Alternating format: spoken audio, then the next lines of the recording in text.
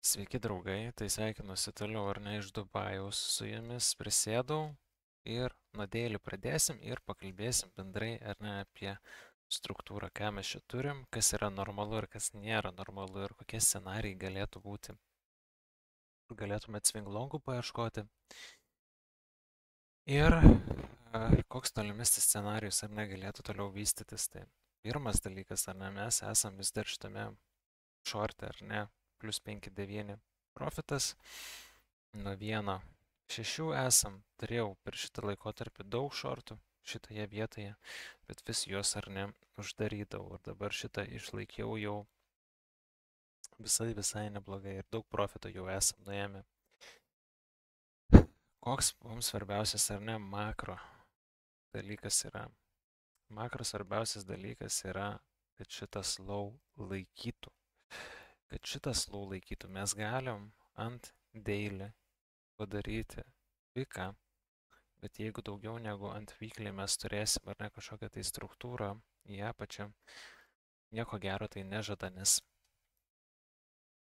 standartiškai, kai mes padarom ar ne kažkokį tai low, įsivaizduokim, kad padarom prie 74 ar ne, gal netgi biškai žemiau, bikina prie 68, atsigaunam, dažniausiai ar ne būna vis tiek per kelis kartus čia užperkama, tai reiškia, kad mes iš karto dar nedarysime naujų highs, o įvyks kažkokio didesnio masto akumuliacija ir ranges.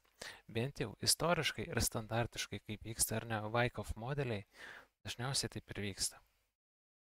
Kad mes turim tada ar ne kažkokį tai irgi ilgesnį periodą, turim Wyckoff modelį ir tai būna arba akumuliacija, arba distribucija ir tada toliau stebim, kur galim važiuoti.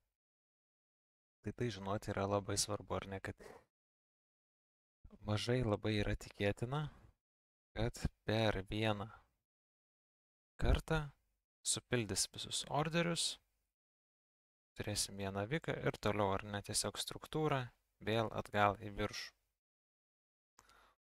Kaip va čia, ar ne. Dažniausiai jie per didesnį laiko tarpą būna supildami tie orderiai ir visas, ar ne, buy arba sell modelis įvyksta. Breikinom 85-83 zoną. Ant daily mes dar nesam užsidarę, ant daily dar turim laiko užsidaryti ir galim pilnai iš vis šitą viką užsidaryti, ar ne, prie 85. Čia jau būtų didelė indikacija, ar ne, kad mes galim nuo šitos zonos ar netoliau judėti viršų, ar būtent nuo šitos vietos gal ir prasidės kažkokia tai akumuliacija ar buy modelis. Bet čia ilgas žaidimas yra. Čia labai ilgas žaidimas, jeigu apie makro kalbam. Kadangi mes pradedam ar net treidinti nuo 4 ar 1 valandos time frame'ų,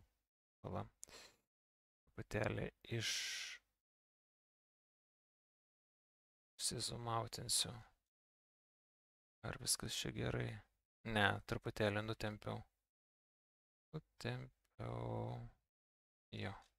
Dabar gerai turėtų būti. Jo. Užlokinsiu šitą, nes visą laiką nutempiam.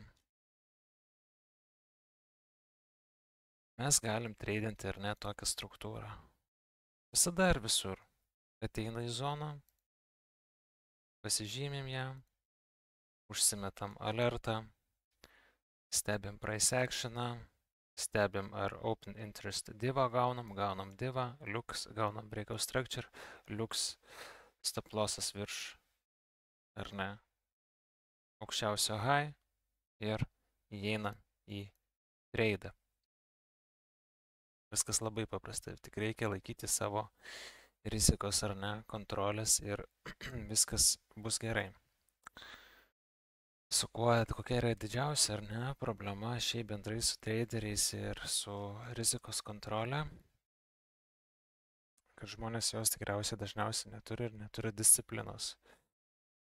Tai reiškia, tas stop lossai yra toliau perstumiami, pozicijos yra užperkamos be didesnio plano ir nėra aiškios krypties, nėra krypties nei stop losso, nei take profito, nei koks iš viso yra galutinis tikslas ar per mėnesį turėti vieną riebę didelę poziciją, ją laikyti kaip svingą, toliau ir po truputėlį uždarinėti, ar kiekvieną dieną, ar kas antrą dieną ieškoti pozicijų, turėti 2 prie 1 risk to reward, turėti aišku stop lossą, aiškią sistemą, ar ne, tai to trūksta labai. Tai visą tai, jeigu jūs norite išmokti, tai prisijunkit prie mūsų Discordo, ten rasit narių atsiliepimus ir rezultatus. Prisijunkit, pamatysit Oscars Trading, tiesiog įrašykit ir išmes jums kanalus, tenai bus visa informacija. Mąstysit tik tai nemokamus kanalus iš pradžių, o jeigu norėsit, tai mokamus kanalus papulti, kur gausit analizės, mokymus ir daugelį kitų dalykų, tai gausit visas prieigas prie to, ar ne, prie užsienio analitikų analizių, prie mano analizių, bendrai prie visų instrumentų. Tai vat. Tai bouncas, kurio tikrai laukčiau, tai būtų šita zona, ar ne?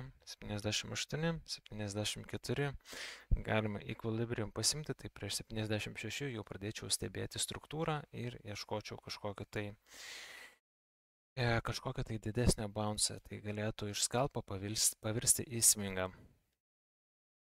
Galėtumėm ar ne kažką tokio gauti ir tada jau į viršų ir būtų visai nieko treidas. Kažkas tokio turėtų būti.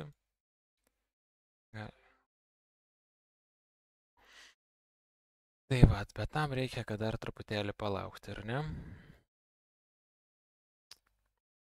Tai artimiausiu metu, kai jau tiek dar būdamas Dubai, tiek kai biškį dabar negrįžnėsiu, jau dabar pradedu kurti savo copy sistemas, copy tradingo, jeigu norite automatiškai kopijuoti, tai irgi galite grupę prisijungti ir visa tai artimiausiu metu bus prieinama ir skelbsiu jų rezultatus ir kaip galite prisijungti ir taip toliau, ar ne. Prisijungimas bus toks, pasakykime, ribotas, daug žmonių nepriimsim, tai jeigu toks dalykas domina, galite irgi prisijungti ir susisiekti. O daugiau tokia sistema yra. Tokia sistema ir tokia tema. Daugiau nieko kaip ir nematau.